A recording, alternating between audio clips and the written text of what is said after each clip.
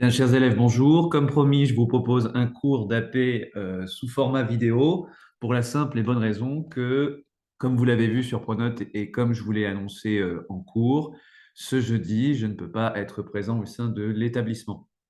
Pour ne pas qu'on perde de temps et pour ne pas qu'il y ait un demi-groupe qui soit lésé par rapport à l'autre demi-groupe, je vais donc faire ce cours d'AP sous format vidéo. Donc, ce qu'il vous faudra faire, vous, c'est tout à la fois suivre cette vidéo et vous appuyer sur le polycopier que je vous ai transmis en cours. Alors, ce cours d'AP, comme vous le voyez sur votre écran, c'est un cours de remédiation.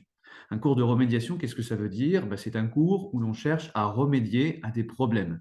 Et ces problèmes, ce sont ceux que j'ai pu constater au sein de vos copies de commentaires composés sur la condition humaine. Le but de ce cours, c'est, là aussi, comme vous le voyez sur votre écran et également sur votre polycopier, d'améliorer son commentaire composé. Alors, on va chercher des techniques et on va essayer de mettre en place je vais y arriver, des démarches simples pour améliorer notre commentaire composé et notre expression écrite. En fait, c'est un cours qui va être organisé autour de 3 points, qui sont 3 questions. La première, ce sera comment gagner en rigueur dans la rédaction écrite. La deuxième, ce sera comment gagner en précision dans les analyses. Et la troisième, ce sera comment améliorer notre plan de commentaires composés. Alors, on va commencer avec la première question, comment gagner en rigueur dans la rédaction. Je vais commencer par lire ce qui apparaît à l'écran, bien sûr, et surtout ce qui figure sur votre polycopier, c'est-à-dire une liste de conseils qui peuvent apparaître comme peut-être trop simples, qui sont en réalité des conseils de bon sens et qui sont surtout des problèmes que j'ai pu constater dans au moins un tiers des copies. Le premier élément, petit a. Certaines fautes d'orthographe et de grammaire sont impardonnables et vous coûteront de nombreux points. Exemple, ça montre quand même qu'André insiste sur l'horreur de la guerre dans cet extrait. Il y a des fautes tellement importantes que vous pourrez perdre jusqu'à 5 points au moins sur votre commentaire composé dans l'ensemble. Regardons un peu la phrase qui est là. Donc, c'est une phrase que j'ai pu prélever dans une copie. C'est une phrase qui n'est pas un cas isolé. Comme je vous le disais, c'est un tiers des copies qui présentent ce type de problème. Alors, ce sont des problèmes qui vont vous apparaître très vite. Ce sont des problèmes néanmoins que vous laissez subsister dans vos copies. D'où la phase nécessaire de relecture. Je vous rappelle que le baccalauréat, c'est aussi cet examen qui vient, au fond, sanctionner tout votre parcours de français que vous avez commencé depuis la maternelle et qui s'achève là, en première. Donc, il faut aussi, dans sa copie comme à l'oral, faire montre d'une bonne maîtrise de la langue française. Or là, il y a un certain nombre de problèmes. Alors, il y a déjà tout de suite 2 problèmes fondamentaux. Ça, SA, à la place du démonstratif, cela, comme même, à la place de la locution, quand même. Ça, ce sont des erreurs absolument fondamentales. Donc, généralement, je les ai barrées un peu rageusement quand je les ai vues dans les copies. Je dis rageusement, ce n'est pas au contraire un élan de rage qui m'animait, mais c'est pour que vous puissiez bien voir les grosses fautes qui vous font perdre des points. Ça, ce sont des fautes qu'il faut à tout prix bannir. Mais il y a d'autres problèmes dans cette phrase, comme vous l'avez vu. Il y a des problèmes orthographiques. Horreur, il faut un deuxième R. Cet extrait que vous avez tendance à genrer au féminin. Non, un extrait. Donc le déterminant démonstratif, il est aussi au masculin. André, André, sujet du verbe insiste. André, eh bien, c'est un nom propre masculin et surtout singulier. Donc le verbe, on le met à la bonne personne, à la troisième personne et pas au pluriel. Dernier problème dans cette phrase, il est là. André. On ne cite jamais simplement le prénom d'un auteur. À aucun moment, on ne fait référence à un auteur simplement en donnant son prénom. Soit on dit Malraux, soit on dit André Malraux, mais jamais simplement André. Il est hors de question de n'utiliser que le prénom d'un auteur. À aucun moment, à la place de Victor Hugo, on va dire Victor. À la place d'Olympe de Gouges, on va dire Olympe. Toujours mettre le nom de famille de l'auteur. Bon, j'ai commencé évidemment par les problèmes les plus saillants, mais il y en a d'autres. On avance. B, une phrase commence toujours par une majuscule et se termine toujours par un point. Ne pas respecter cette règle vous coûtera de nombreux points. Là encore, règle de graphie absolument élémentaire, mais qu'un tiers des copies ne respectent pas. De la même façon, ne pas être capable de faire une phrase correcte en français, ça vous fait perdre de nombreux points. J'avance. Troisième petit C, troisième conseil, troisième constat, faites des phrases courtes. Votre propos n'en sera que plus clair. Et je vous ai remis en dessous cette phrase que j'avais déjà écrite au tableau il y a de cela quelques temps, une phrase que l'on peut trouver dans une nouvelle de l'auteur américain Ernest Hemingway, qui a gagné le prix Nobel, remporté le prix Nobel de littérature, dont je vous rappelle qu'il est la plus haute récompense que l'on puisse obtenir en matière littéraire, et qui décrit ainsi le parcours de son personnage vers un lac, deux phrases simples. Il s'est approché du lac, point. Le lac était là. Et avec ce type de phrase, Ernest Hemingway il a eu le prix Nobel de littérature. Vous voyez? Donc, ce n'est pas mal écrire que d'utiliser des phrases simples. Et vous, je vous recommande fortement d'utiliser des phrases simples. Sujet, verbe, complément, majuscule, point.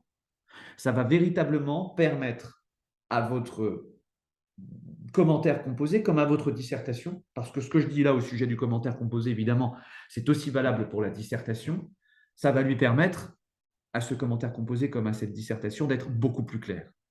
Vous faites parfois des phrases labyrinthiques dans lesquelles vous vous perdez et dans lesquelles, par conséquent, vous perdez également votre correcteur. D. Ayez un bon usage des virgules qui sont autant de pauses dans votre phrase. Alors, effectivement, les virgules, c'est important. Et ça permet de, au fond, comme c'est indiqué, de faire des petites pauses dans la phrase. Et surtout, ça peut modifier le sens de votre phrase. C'est pour ça que fréquemment, dans vos copies, vous verrez que je rajoute des virgules à des moments qui sont importants. À la fin d'une proposition, on met une virgule. Et regardez à quel point, et ça m'est arrivé dans plusieurs copies, de ne pas comprendre tout de suite ce que vous vouliez dire parce qu'il n'y avait pas de virgule. Regardez deux phrases. Je pense que ces deux phrases, c'est un exemple que vous connaissez déjà. Je vais les écrire sur mon écran.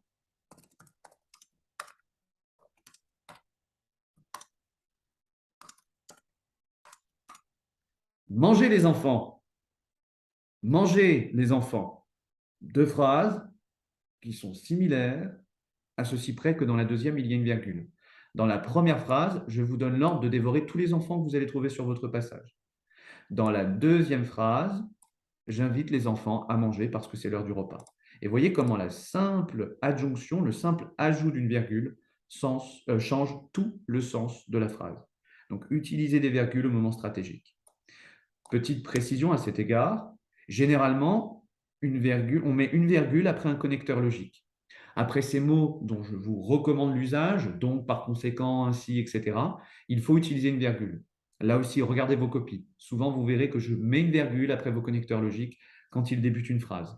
Par exemple, ici, j'ai en effet, virgule, André Malraux utilise le registre tragique dans ce texte. Et j'ai bien mis une virgule après le connecteur logique, en effet. J'avance. E. Veillez à être rigoureux lorsque vous citez le texte. On ne peut pas citer le texte n'importe comment. Une citation, ça s'insère d'une façon précise dans son commentaire. Ici, deux exemples. Le premier, c'est ce qu'il ne faut pas faire. Le deuxième, c'est un des modèles que l'on peut suivre pour insérer une citation correctement. Le premier, on voit l'isotopie des armes, mitrailleurs, munitions, baïonnettes, mitraillettes, qui insiste sur la violence de la scène. Pourquoi ça ne va pas? D'une part, parce que tous ces mots ne figurent pas du tout au même endroit, donc tous ces mots qui sont cités et que je fais apparaître en surbrillance n'apparaissent pas du tout au même endroit dans le texte. Et pourtant, ils sont cités les uns à la suite des autres entre des guillemets qu'ils partagent. Donc ça ne va pas. À chaque fois que vous citez des morceaux différents du texte, il faut ouvrir les guillemets, fermer les guillemets, ouvrir les guillemets, fermer les guillemets. Il n'y a pas de numéro de ligne. Donc ça ne va pas non plus. Pour chaque citation, il faut préciser le numéro de la ligne. Et enfin, après avoir cité une portion de texte, il faut mettre un point. Si on ne veut pas mettre de point parce qu'on tient à poursuivre sa phrase, on met les citations, hop, entre parenthèses. Mais c'est un peu moins clair. Le deuxième exemple, c'est donc ce qu'il faut faire. Dans cet exemple, virgule, nous pouvons noter la présence de l'isotopie des armes. Deux points. avec les deux points, j'insère mes citations correctement dans la phrase. Mitrailleur, entre guillemets, ligne X. Il faut toujours préciser le numéro de la phrase. Virgule, munition, là aussi entre guillemets, c'est une autre citation, un autre moment du texte, entre parenthèses, numéro de la ligne. Virgule, baïonnette, entre guillemets, entre parenthèses, numéro de la ligne. Virgule, mitraillette, entre guillemets, entre parenthèses, numéro de la ligne. Point. Une fois que j'ai fini de citer, je mets un point. Je recommence une deuxième phrase. Cette isotopie insiste sur la violence de la scène. Dans cette deuxième phrase, j'explique l'intérêt de ce que j'ai relevé. Donc, vous voyez, c'est somme toute assez différent. Et vous verrez dans un corrigé que je vais vous lire tout à l'heure, corrigé d'une sous-partie, comment par ailleurs on peut multiplier les formules pour insérer les citations correctement. Donc, pas d'insertion sauvage des citations au milieu de phrases de façon complètement chaotique. On est rigoureux, on insère ces citations comme je vous l'indique ici. Vraiment, votre correcteur ne pourra que vous remercier. On avance. F. Suivez scrupuleusement la présentation de la copie indiquée en cours. Donc ça, c'est toute la présentation que je vous avais indiquée avec les alinéas, les sautes-lignes, etc. Suivez cette présentation. Vous serez une copie parmi 80 copies. Si visuellement, c'est bien présenté, déjà, vous sortez du lot. Et déjà, vous envoyez un signal positif à votre examinateur qui va se dire, cette copie, elle est magnifique, ça va être un plaisir de la corriger. Donc, suivez bien cette présentation et bien sûr, suivez, appliquez la méthode du commentaire composé. Vous ne pouvez pas faire les exercices de l'écrit, que ce soit le commentaire composé ou la dissertation, sans suivre, sans connaître, sans appliquer la méthode. C'est impossible. Qu'est-ce que ça veut dire? Premier tiret. Votre devoir doit être composé d'une introduction, d'un développement et d'une conclusion. Ça, on connaît. On doit structurer son devoir. En parlant de structure, deuxième tiret. C'est là généralement qu'il y a plus de problèmes. Votre développement doit être constitué de grandes parties. Ces grandes parties, c'est ce qu'on appelle des axes. Grande partie, ce n'est pas le titre officiel. C'est moi qui avais choisi cette appellation quand on avait commencé à voir la méthode du commentaire composé pour que ce soit un peu plus clair. Bon, maintenant, je parlerai davantage d'axes. Axe, c'est l'appellation officielle.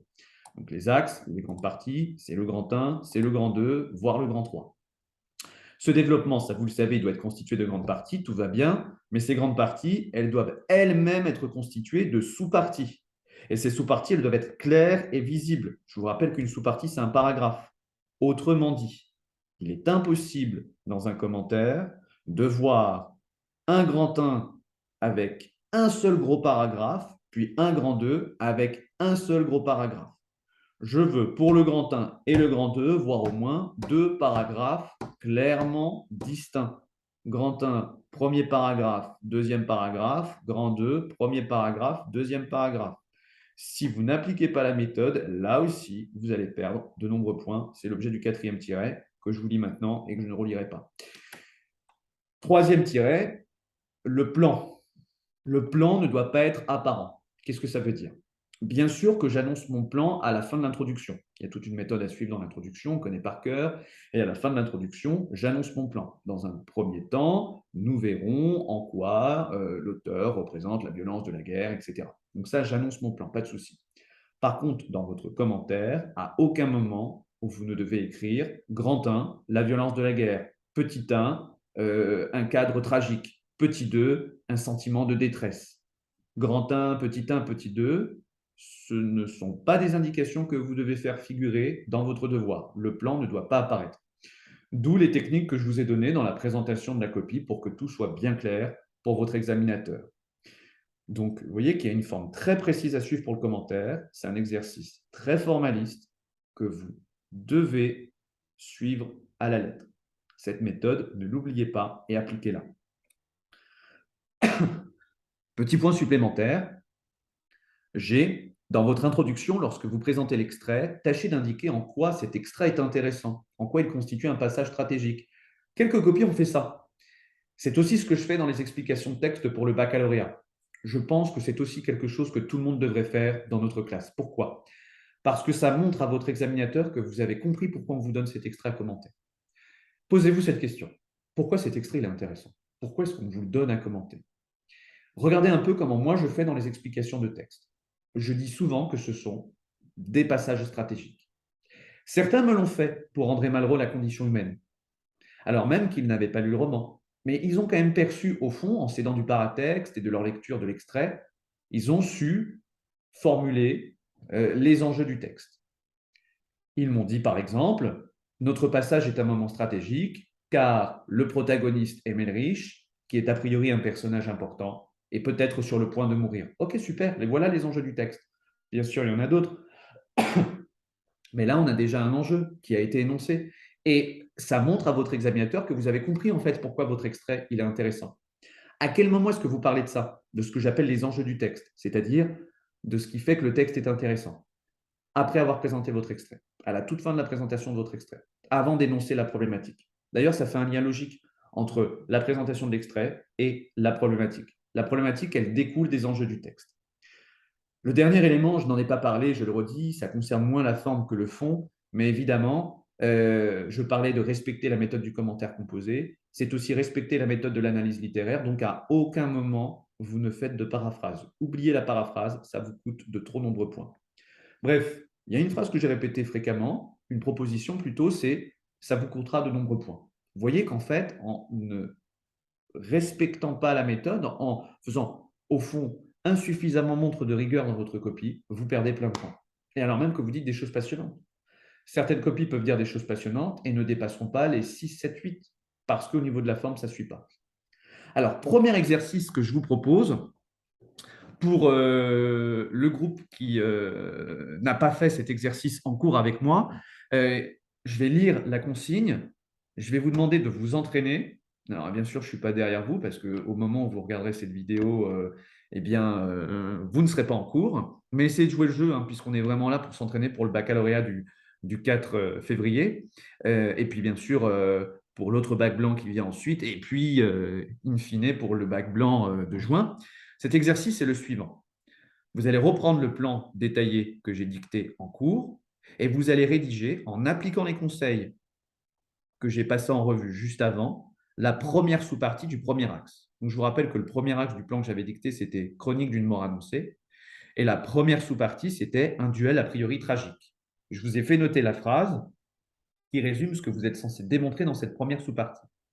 Dans cette première sous-partie, vous avez à démontrer en quoi le texte semble avoir une tonalité tragique. Vous pourrez vous aider de cette diapo que je vais vous mettre également en pièce jointe, où tout le texte est analysé avec des couleurs que j'avais passées en revue, que j'avais explicitées en cours. Moi, je vais tout de suite passer à la correction parce que je tiens à vous donner des modèles en ce qui concerne les sous-parties et à vous montrer comment être rigoureux et comment déjà creuser son analyse, ce qui me permettra de faire ensuite la jonction, la transition vers la deuxième partie de ce cours, à savoir comment préciser ces analyses. Donc vous mettez la vidéo sur pause, vous essayez de faire cet exercice, de rédiger une sous-partie, au moins un morceau de sous-partie consacré à la tonalité tragique, au registre tragique. Je vous rappelle que dans cette première sous-partie, en gros, il faut démontrer en quoi le texte semble tragique, même s'il ne l'est pas tout à fait, hein, puisqu'on a vu qu'à la fin du plan et à la fin du commentaire et à la fin du texte, en définitive, eh bien, le personnage arrive à déjouer son destin. Mais vous, dans cette première sous-partie, il vous faut démontrer en quoi ce texte est tragique en utilisant les éléments du texte qui vous semblent démontrer la chose. Je passe tout de suite à la correction que vous pourrez écouter une fois l'exercice fait. Alors la correction, la voilà. Donc c'est une bonne sous-partie que j'ai rédigée là. Elle est grande, elle aurait pu être encore plus grande. Et ça, c'est aussi un élément qui va me permettre d'activer la troisième partie du cours, à savoir comment améliorer son plan. Je vais vous montrer comment complexifier vos plans de commentaires et comment faire encore plus de sous-parties. Mais d'abord, la lecture de cette sous-partie. Donc, je vous rappelle, ici, il s'agit de démontrer, dans cette première sous-partie, en quoi le texte est tragique, semble tragique. Je commence donc la lecture. Notre extrait s'ouvre par des mots décisifs, deux points, entre guillemets. C'était la fin, ligne 1. Vous voyez, là, j'ai inséré ma citation correctement. Point. D'emblée, connecteur logique, je mets une virgule. Le ton est donné par cette phrase courte et percutante. Un destin est fixé, celui de Emmelrich, auquel, selon toute apparence, il ne pourra pas échapper. Nous avons immédiatement affaire au registre tragique, ce que la suite du texte semble confirmer avec l'isotopie de la mort, véritablement omniprésente, ce dont témoignent les citations suivantes. 2 points. Là, j'ai utilisé une formule pour insérer mes citations. Ces formules qui sont présentes dans toutes ces sous-parties, vous allez voir qu'il y en a plusieurs, vous pouvez les apprendre par cœur et les utiliser dans votre commentaire composé. Ce sont des formules qui vous permettent d'insérer correctement vos citations au sein de votre développement, au sein des phrases que vous rédigez dans votre commentaire.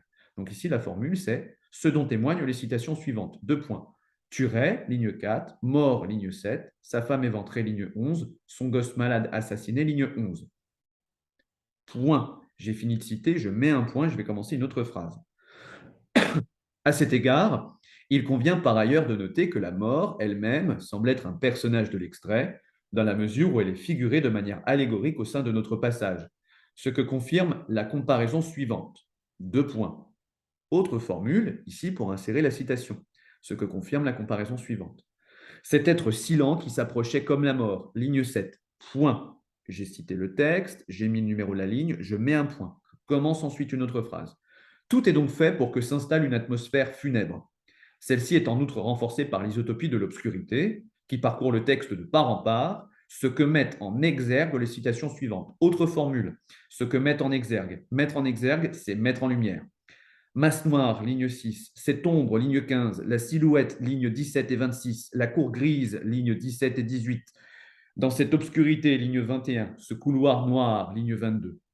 Une telle ambiance ténébreuse ne manque pas de faire songer au cinéma expressionniste allemand de Fritz Lang et de Friedrich Wilhelm Murnau. Donc là, vous voyez que j'approfondis mon analyse en utilisant une référence culturelle que j'ai pu voir en cours. Donc là, je vous montre déjà comment approfondir vos analyses. Vous avez vu sur vos copies que souvent, je vous mets analyse à préciser, propos à approfondir. Eh bien, voilà les petites techniques que je vous montre tout de suite et qu'on va approfondir juste après dans le deuxième temps de ce cours d'AP. Donc, une telle ambiance ténébreuse ne manque pas de faire songer au cinéma expressionniste allemand de Fritz Lang et Murnau, dont André Malraux semble réutiliser ici les principales caractéristiques, le clair-obscur et les scènes topiques, topique, adjectif dérivé de topos, topos en grec ancien et en littérature surtout, c'est un stéréotype, l'approche d'une menace monstrueuse. Ce contexte marqué par la mort et la noirceur renforce la dangerosité du duel auquel nous nous apprêtons à assister. Avec une grande économie de moyens. Une grande économie de moyens, ça veut dire avec très peu de moyens littéraires, avec très peu de mots, de façon très efficace. C'est aussi une formule que vous pouvez réutiliser. On va en voir quelques-unes dans cette sous-partie que vous pouvez noter, en plus des notions d'ailleurs que j'aurai à cœur de vous montrer dans cette même sous-partie et que vous pourrez mémoriser pour approfondir vos analyses. Avec une grande économie de moyens, les premières lignes de notre extrait mettent effectivement en place un cadre agonistique marqué par une dissymétrie fondamentale. Agonistique, je vous rappelle, ça vient du grec ancien, enfin c'est construit autour d'un noyau issu du grec ancien. Agon, pour faire un peu simple, c'est le combat, le duel, l'affrontement, donc la confrontation. Cadre agonistique, c'est donc un cadre marqué par un affrontement, un cadre qui met en place un duel, une confrontation. Et cette confrontation, elle est dissymétrique. Ce que mettent en lumière les citations suivantes. Derrière, la rue et la mitrailleuse. Là-haut, Katov et ses hommes par terre. Cette maison déserte en face était certainement occupée sans doute par des mitrailleurs qui, eux, avaient encore des balles, lignes 1 et 2. Les deux premières phrases de cette citation sont averbales et, ce faisant, elles apparaissent comme particulièrement lapidaires. Lapidaires, aussi percutantes qu'un jet de pierre. Par leur concision, elles créent un sentiment d'urgence qui témoigne d'une forme de détresse de la part de Hemmelrich. La troisième et dernière phrase de cette même citation insiste quant à elle sur l'armement des ennemis et sur les munitions qu'ils possèdent, à l'inverse du protagoniste, complètement démuni, ce que confirme le pronom tonique E, créant une opposition de fait entre Hemmelrich et son ennemi. Cette détresse est également perceptible dans les doutes du personnage principal, sensible à travers l'utilisation des modalisateurs suivants. Certainement ligne 2, sans doute ligne 2, peut-être ligne 4, tuerait ligne 4. Il y a un mot compliqué ici, c'est modalisateur. Alors dans modalisateur, vous reconnaissez modal, les modaux. C'est une notion que vous voyez souvent en langue vivante. Par exemple en anglais, might, may, must.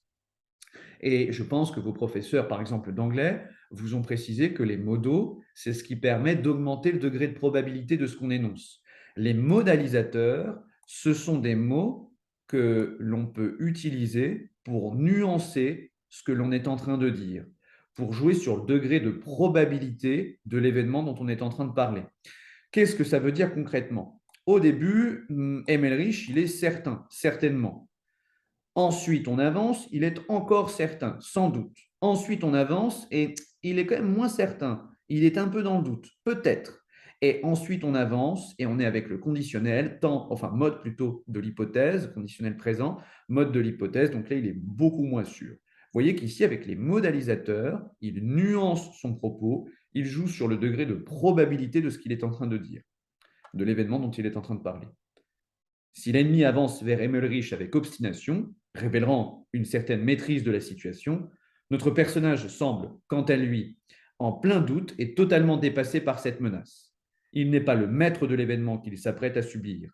Par conséquent, nous sommes donc bel et bien plongés in media res dans un contexte particulièrement tragique au sein duquel notre personnage semble condamné d'avance. C'est, pour Emmelrich, une véritable catabase. Il faudra corriger la coquille, c'est une véritable catabase.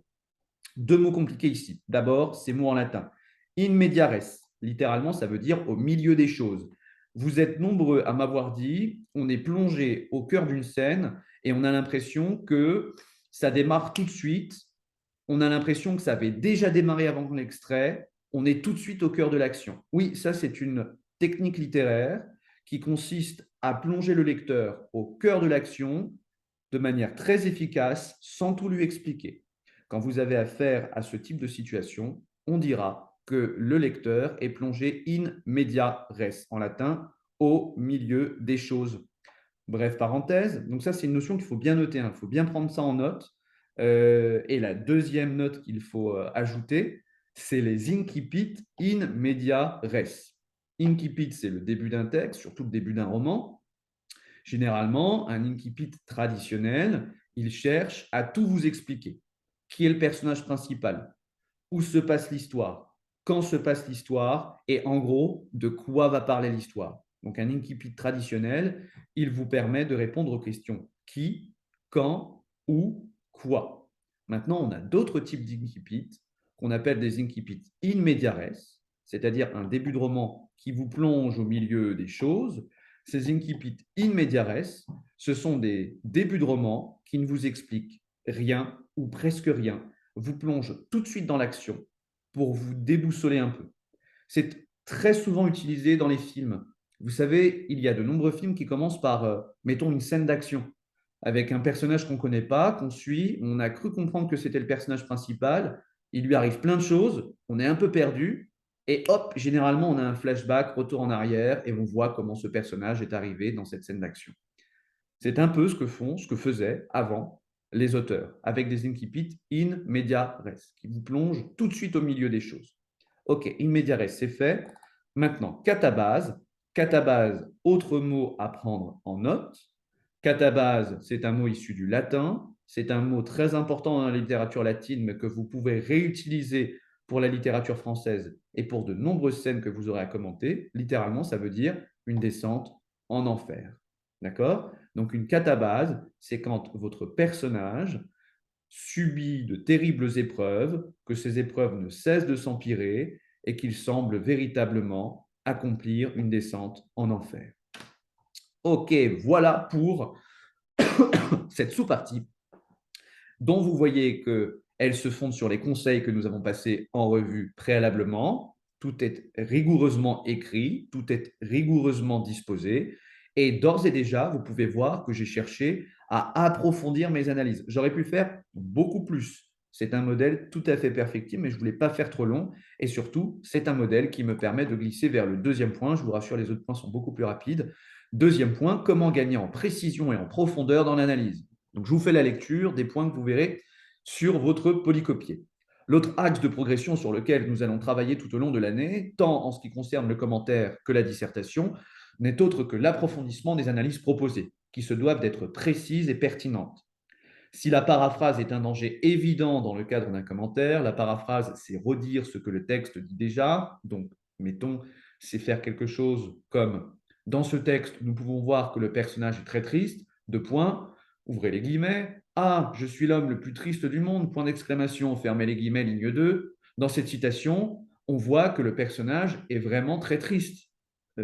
Oui, enfin, vous n'avez pas analysé la situation. Comment on le voit? C'est souvent ce que je vous mets dans vos copies quand vous paraphrasez. S'il n'y a pas de procédé d'écriture qui est analysé dans la citation, vous n'êtes pas en train d'analyser. Si vous n'êtes pas en train d'expliquer le rôle d'un procédé d'écriture, le rôle d'une hyperbole, ce qu'elle permet de souligner, vous n'êtes pas en train d'analyser. Donc, méfiez-vous de la paraphrase. Le danger de la paraphrase, il faut l'éviter, mais il faut aussi éviter, je reprends la lecture ici du deuxième point, un autre écueil. Un écueil, c'est un danger. Ne vous contentez jamais de simplement repérer un procédé d'écriture sans l'expliquer. Je reprends mon exemple un peu bidon sur l'homme très malheureux. Donc, dans cet extrait, nous pouvons voir que le personnage est très triste. De point, ouvrez les guillemets, ah, je suis l'homme le plus malheureux du monde, point d'exclamation, fermez les guillemets, ligne 2. Dans cette citation, nous pouvons voir une hyperbole, point. Vous n'avez pas du tout fini votre analyse. D'accord? Parce que vous avez relevé un procédé d'écriture, mais vous n'avez pas fait ce qui est le plus important, ce qui est le cœur du commentaire, c'est-à-dire expliquer le rôle de ce procédé d'écriture. En pièce jointe, vous verrez que je vous aurai joint un tableau. Et ce tableau, c'est un tableau que vous pouvez aussi utiliser au brouillon. Donc nous, on a déjà un premier tableau qu'on utilise, c'est isotopie, première colonne, deuxième colonne, registre littéraire, troisième colonne, figure de style, quatrième colonne, autre procédé littéraire. Dans cet autre tableau que vous trouverez en pièce jointe, il est aussi en 3 colonnes. Il vous montre comment déjouer la paraphrase. Première colonne, citation. Vous opérez une citation intéressante, par exemple celle que je viens de donner et que j'improvise. Je suis l'homme le plus malheureux du monde, entre guillemets, ligne 2. Deuxième colonne, procédé d'écriture. Là, vous relevez une hyperbole. Je suis l'homme le plus malheureux du monde. Non, tu n'es pas le plus malheureux, tu es très triste, mais il y a le plus malheureux que toi. Donc, c'est hyperbolique, c'est une exagération. Donc, deuxième colonne, hyperbole. Troisième colonne, analyse du procédé d'écriture. Quel est le rôle de cette hyperbole? Puisque c'est toujours la question que vous devez vous poser. On l'avait déjà fait en AP. À quoi sert cette figure de style? À quoi sert cette isotopie? À quoi sert ce registre littéraire? Et bien là, par exemple, dans mon exemple, cette hyperbole insiste sur le désespoir du personnage. Vous voyez, c'est tout bête. Mais ça vous permet de déjouer la paraphrase et ça vous permet d'aller jusqu'au bout de votre analyse. OK, donc là, on a déjoué les deux gros dangers. Maintenant, il faut encore qu'on aille plus loin parce qu'on vise l'excellence, on vise de bonnes notes. Donc, troisième point, dans la mesure du possible et quand la chose est pertinente, il faut ainsi proposer, je pourrais aussi, enfin bref, il faut ainsi proposer des analyses approfondies. Approfondir ses analyses, c'est détailler son étude des citations, aller jusqu'au bout de ses idées. Ne restez pas à la surface du texte, mais essayez de comprendre l'extrait dans ses subtilités. Essayez de déchiffrer les énigmes du texte sans surinterpréter. Surinterpréter, c'est partir en vrille. C'est trouver dans le texte des éléments qui n'y sont pas du tout. C'est être complètement, au fond, hors sujet. C'est chercher trop loin. Par exemple, que veut dire Emmelrich lorsqu'il affirme qu'ils l'ont pilonné durant 37 ans? Mais qu'est-ce que ça veut dire? Quand ce monsieur nous dit « Depuis que je suis né, ils me font la guerre ». Qu'est-ce que ça veut dire? Ils m'ont pilonné, ils m'ont tabassé, ils m'ont fait crever. Qu'est-ce que ça veut dire exactement? Vous voyez, c'est des questions qu'il faut vous poser. Vous avez 4 heures et durant ces 4 heures, il va falloir aussi percer ces énigmes-là. Alors moi, j'ai pris un autre exemple. C'est le deuxième exercice. Expliquer de manière précise et approfondie la citation suivante, enfin la phrase suivante du texte. Le monstre composé d'ours, d'hommes et d'araignées continuait à se dépêtrer de ses fils. Ligne 5. Donc là, de la même façon, pour cet exercice numéro 2, vous allez jouer le jeu, vous allez mettre sur pause, vous allez rédiger des lignes qui vont vous permettre, dont le propos plutôt sera d'expliquer à fond cette citation, d'essayer de voir quel est le procédé d'écriture, ce que ça met en ligne, ce que ça met en lumière, pardonnez-moi, et de vous poser des questions. Pourquoi est-ce qu'il le compare à un ours? Pourquoi est-ce qu'il le compare à une araignée? Pourquoi le mot homme, c'est entre ours et araignée? Essayez de vous poser toutes ces questions et essayez de creuser votre analyse et d'aller jusqu'au bout. Moi, je passe tout de suite à ma proposition de correction. Vous faites votre exercice et une fois que votre exercice est fait, vous remettez la vidéo en marche et vous pouvez suivre la correction. Alors voilà comment vraiment approfondir son analyse. Vous voyez, j'ai rédigé tout un paragraphe sur une ligne. Voici le paragraphe. L'ennemi dont l'anonymat renforce le caractère mystérieux et effrayant, est métaphoriquement associé à un monstre hybride au gré d'une énumération ternaire. Donc là, vous voyez, j'ai repéré un procédé d'écriture, énumération ternaire. J'ai approfondi tout de suite cette énumération ternaire en soulignant l'aspect métaphorique. Je cite le texte et ensuite je vais analyser de façon approfondie cette citation. Le monstre composé d'ours, d'hommes et d'araignées continuait à se dépêtrer de ses fils. Ligne 5. Cette animalisation crée donc une analogie. Créer une analogie, c'est créer un lien. Crée donc une analogie entre l'ennemi et deux figures prédatrices. Prédatrices de prédateurs. D'une part, l'ours, bête potentiellement féroce et redoutable, d'une stature impressionnante, face auquel, l'ours, face auquel un homme démuni se trouve bien vite désarmé.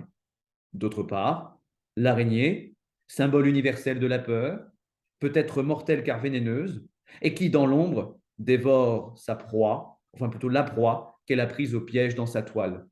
Et d'ailleurs, on retrouve dans la citation ces fils comme les fils de l'araignée. Vous voyez comment j'ai vraiment essayé de me dire pourquoi un ours? Ah bah oui, parce que c'est quand même un prédateur impressionnant. Pourquoi l'araignée?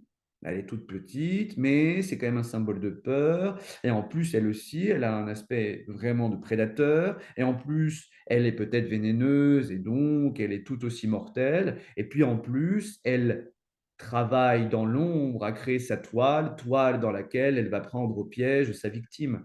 Un peu comme cet ennemi qui arrive et qui approche et qui tisse sa toile tout autour d'Emmelrich.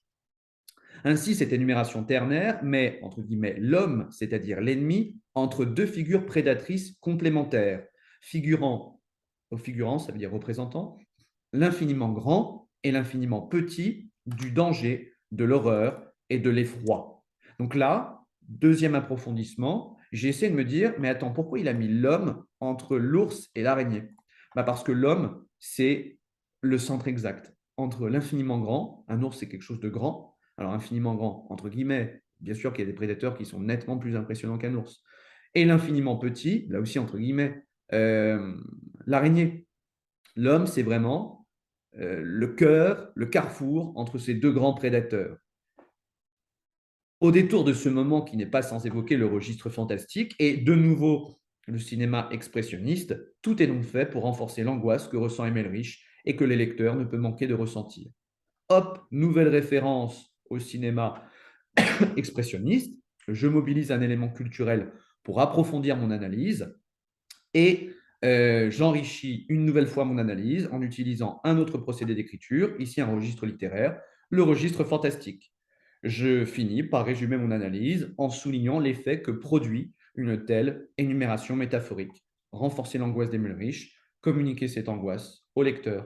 Vous voyez comment une phrase m'a permis de rédiger tout un paragraphe. Ça, c'est approfondir ses idées. Ça, c'est aller jusqu'au bout de ses idées. Ça, c'est véritablement creuser son analyse. C'est ce que vous allez devoir faire. C'est ce vers quoi il faut tendre. Alors, vous allez me dire, mais monsieur, ça va faire des pages et des pages, mes sous-parties, elles vont exploser, elles vont être énormes, elles vont être monstrueuses. Eh bien, très bonne réaction, parce que ça m'emmène vers la troisième et dernière partie de cette séance d'AP, qui est sur le point de se conclure. Comment améliorer son plan? Comment le complexifier? Comment l'approfondir? Première constatation, un rappel.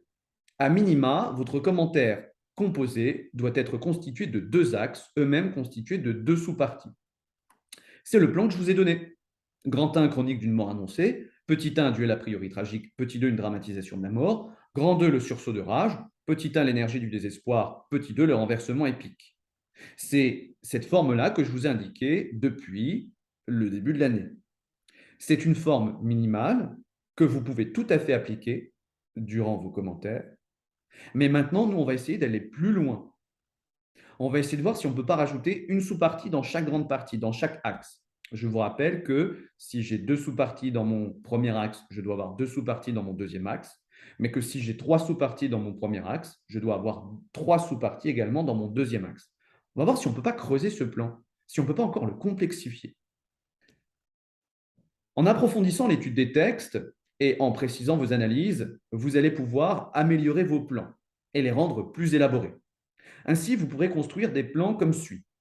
Ou bien trois axes, un grand 1, un grand 2, un grand 3, comprenant chacun deux sous-parties, Ou alors, deux axes, un grand 1, un grand 2, comprenant chacun trois sous-parties. Vous avez vu qu'il y a deux façons de construire son plan de commentaire. Soit je fais un grand 1 et un grand 2, dans quel cas je fais trois sous-parties pour le grand 1, trois sous-parties pour le grand 2, ou bien alors je fais un grand 1, un grand 2 et un grand 3, mais dans quel cas je dois faire deux sous-parties pour le grand 1, deux sous-parties pour le grand 2 et deux sous-parties pour le grand 3. D'accord? En tout et pour tout, vous aurez toujours au maximum le même nombre de sous-parties, à savoir 6, que ce soit avec deux grands axes comportant chacun trois sous-parties, 3 plus 3, 6, ou bien alors avec trois axes comprenant chacun deux sous-parties, 2 plus 2, 6. Ça, c'est la forme maximale de votre commentaire. C'est le plan le plus élaboré, le plus sophistiqué. Pourquoi est-ce qu'on avait d'abord commencé avec cette forme minimale? Parce que la grande difficulté quand on commence à faire un commentaire, c'est la création d'un plan détaillé. Et il me paraît plus facile d'organiser ces idées en deux sous-parties par axe de commentaire plutôt que de tout de suite se lancer dans des plans en trois axes avec chacun deux sous-parties ou en deux axes avec chacun trois sous-parties. Maintenant qu'on a fini le premier semestre et qu'on va essayer de véritablement viser des choses plus sophistiquées, d'être en chemin vers l'excellence, on va voir si on ne peut pas complexifier nos plans. Alors, grâce à l'approfondissement des analyses, on va pouvoir approfondir ces idées. En approfondissant ces idées, eh bien, on va pouvoir avoir, par conséquent, plus d'idées et donc plus matière encore à faire des sous-parties. Regardez comment je passe d'un plan en grand 1, deux sous-parties, grand 2, deux sous-parties, à un plan en grand 1, trois sous-parties, grand 2, trois sous-parties. Je garde les mêmes intitulés, grand 1, chronique d'une mort annoncée, petit 1, un duel a priori tragique, c'est la correction que je vous ai proposée avant. Petit 2, un sentiment d'urgence. Eh bien oui, le destin se rapproche et il y a une détresse, il y a une urgence qui est là et qui s'empare du personnage. Les ascendètes du début du texte, l'angoisse qui commence à poindre, et ainsi de suite, et ainsi de suite. Petit 3, dramatisation de la mort, l'arrivée lente de la mort, etc., le suspense. Grand 2, le sursaut de rage, ça ne change pas. Petit 1, l'énergie du désespoir. Il est désespéré, mais paradoxalement, ce désespoir va se transmuer, c'est-à-dire se transformer en haine, et cette haine va peut-être être l'étincelle qui va mettre le feu aux poudres et le conduire à se révolter, à prendre sa revanche, à ne pas se laisser faire. Petit 2, nouvel ajout de sous-partie, une selle paradoxale et équivoque.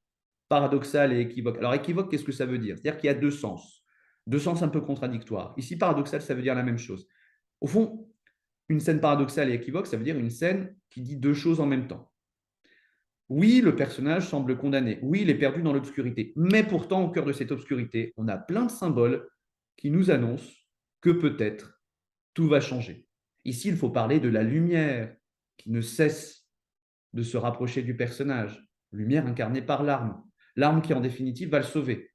Il nous faut parler de ce matin de printemps pluvieux, dont on avait vu le caractère symbolique.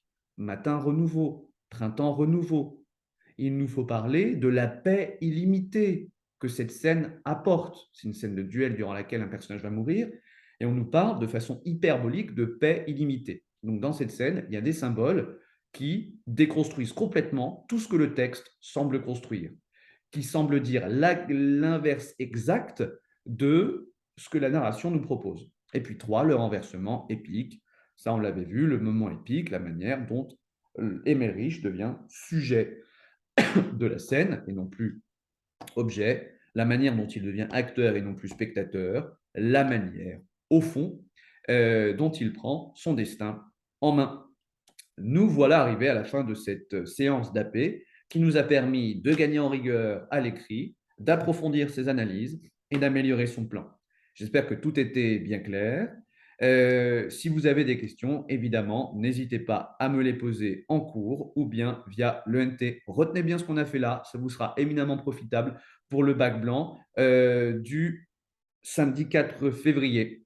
Ce sont des conseils que vous pourrez d'ores et déjà mettre en place et qui vous permettront d'être les meilleurs, car je ne doute pas de votre victoire pour ce samedi 4 février. En attendant, révisez bien. Bon courage, chers élèves, et à bientôt.